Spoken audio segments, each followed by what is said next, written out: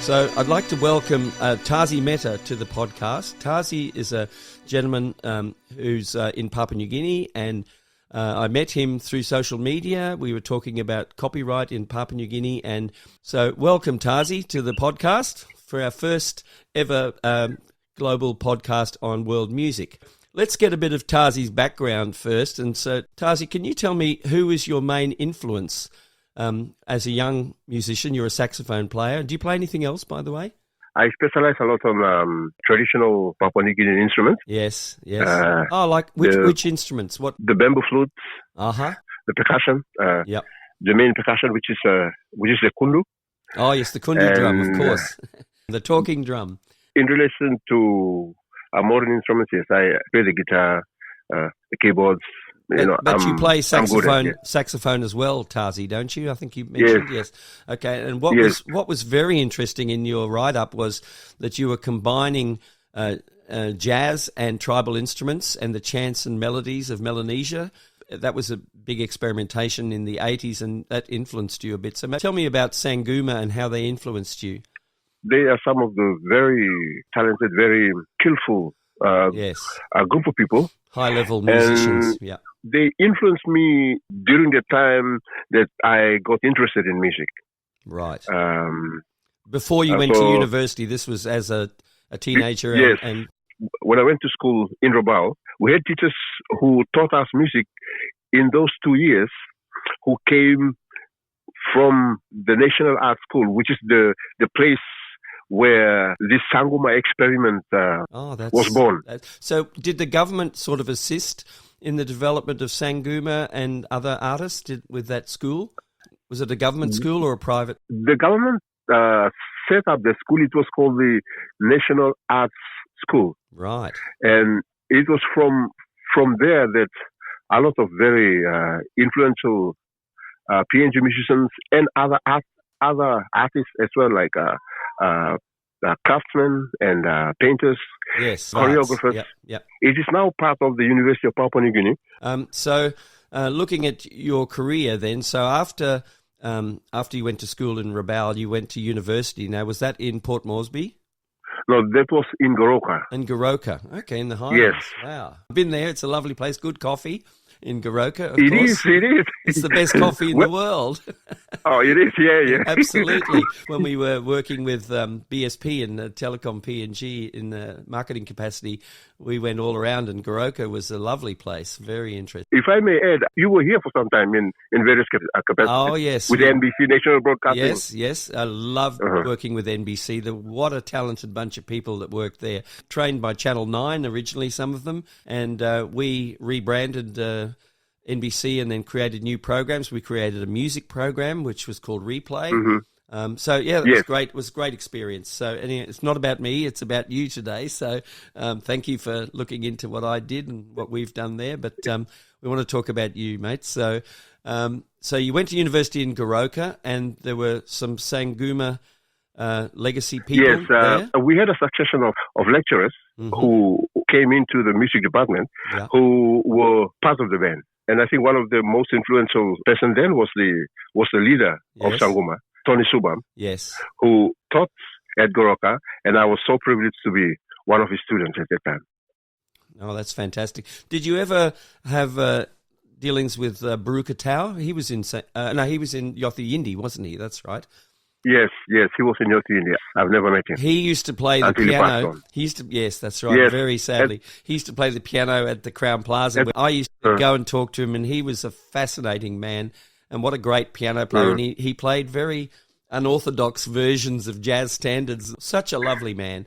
Very sad. And his family, they were all musical. Like, I remember being in PNG, and somebody said that Kylie Minogue had a drummer who was from a family in PNG of brothers that were all drummers. It must be the Hakalits. Yes, I looked it up and I did some Googling, as you do, and the Hakalits siblings are amazing. There was no mention of Kylie but in the Googling, but I believe that one of them, Ben Hakalits, was probably likely to be. And they have drums that are built in models of drum kits that are made after them from Canadian maple. It's amazing. PNG reaches out, and definitely with your 8 million people, you punch above your weight in the international music industry, and you're doing the same. And I'm going to get to that in a bit. So Thank you. That was a side thing about drummers. But Yothu Yindi had how many PNG members did it have? Just Ben is still with them. Ben Hakalit is still with them. So they were the two PNG members of Yothu Yindi, which was, as we all know, is an incredibly successful world music outfit, and they created a style of music that was, this sort of joining of Western and traditional music and this kind of traditional music, yes. And that's sort of what you're doing, I guess, in a way. That's the main vein of what I'm doing. Yeah, that's fantastic. So let's go back to you again.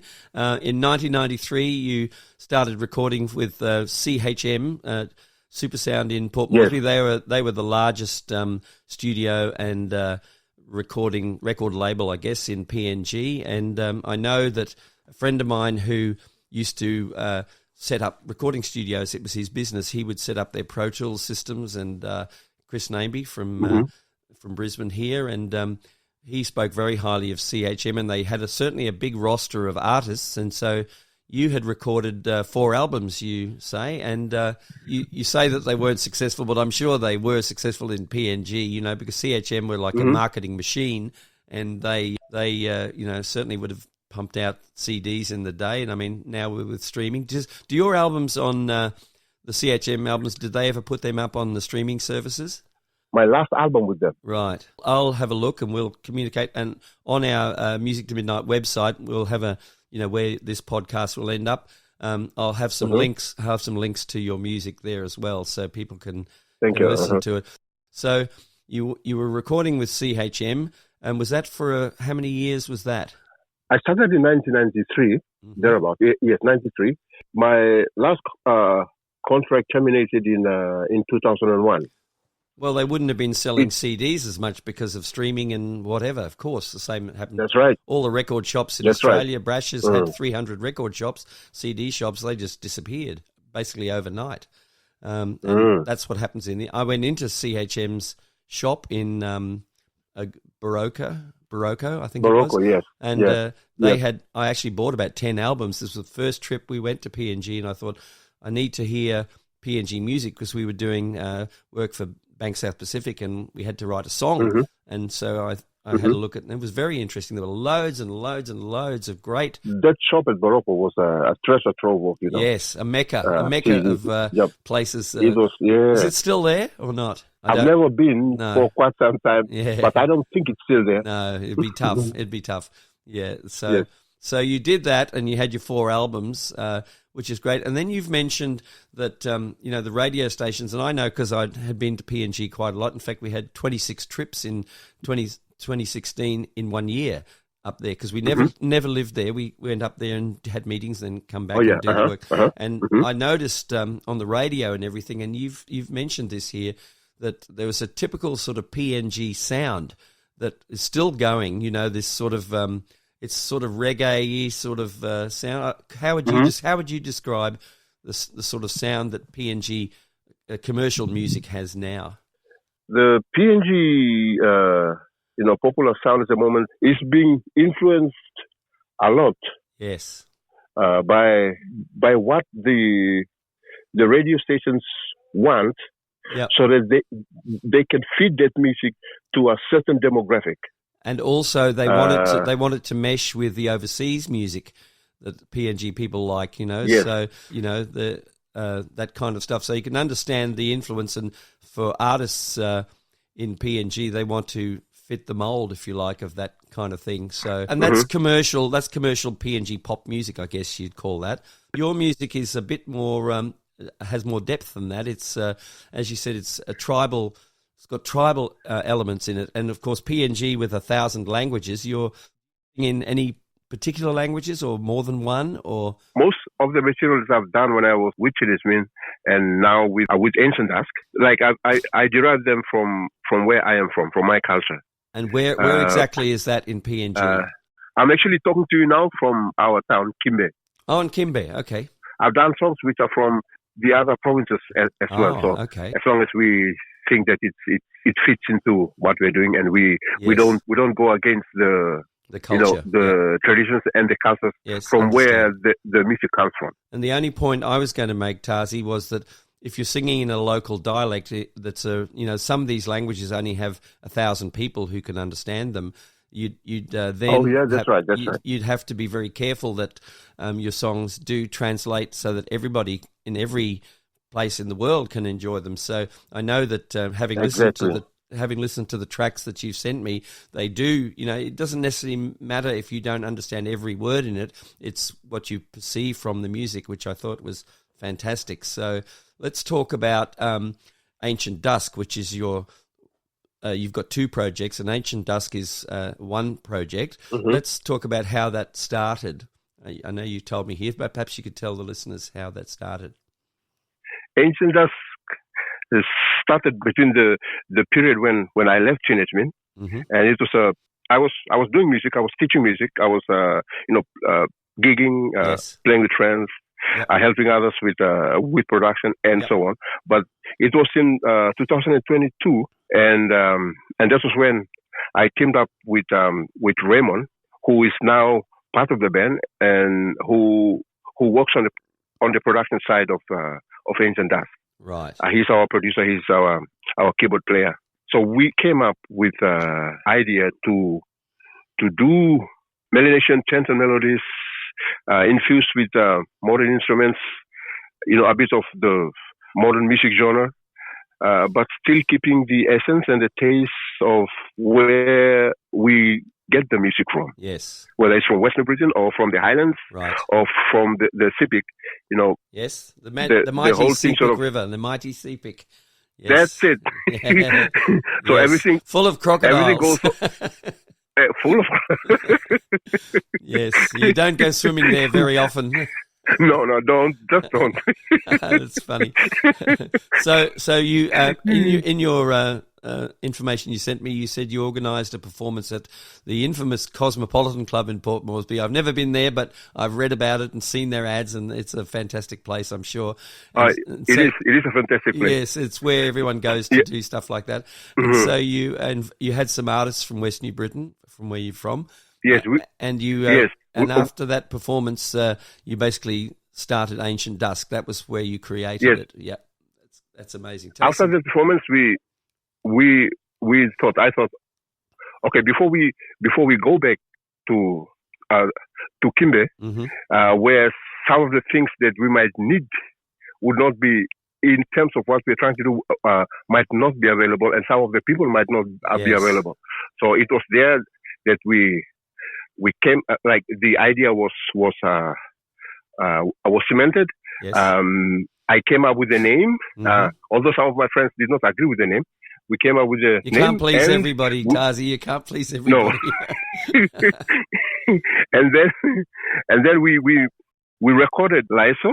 Yes. Let's talk about that. So this was your first single, and I'll just read what you sent to me about it because it was fascinating. So your single Lasso, how do you pronounce it? Lasso?